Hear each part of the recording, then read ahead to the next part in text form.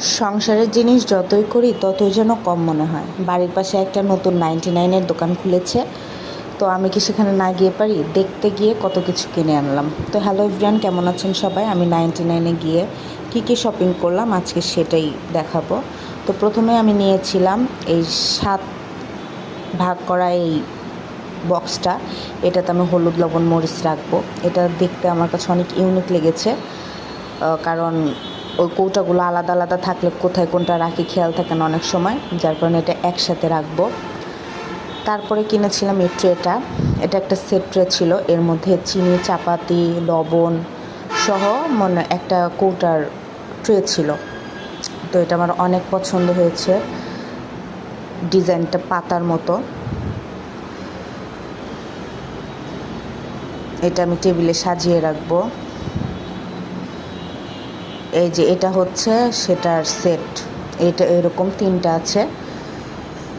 ওই ট্রেটার মধ্যে এই 3টা থাকবে, পরে আমি ডেকোরেশন করে আপনাকে দেখাবো। জিনিসটা এত সুন্দর, 99-এর মধ্যে এটা কিন্তু অনেক ভালো হয়েছে।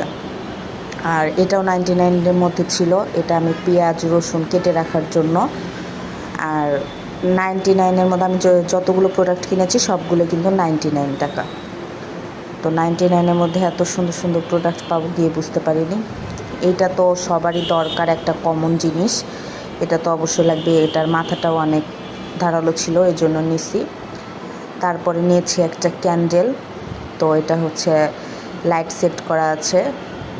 এটা হচ্ছে 3টা মুড হবে, এটা আমি জ্বালিয়ে রাখতে পারবো।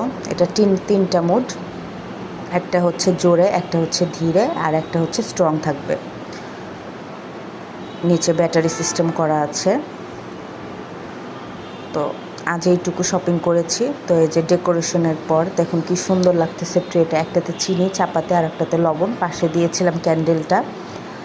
আর এই যে হলুদ, লবণ, মরিচ, জিরা সবগুলো রেখেছি। কেমন লাগছে আজকে শপিং ব্লগটা, কেমন লাগলো জানাবেন। ভালো থাকবেন সবাই।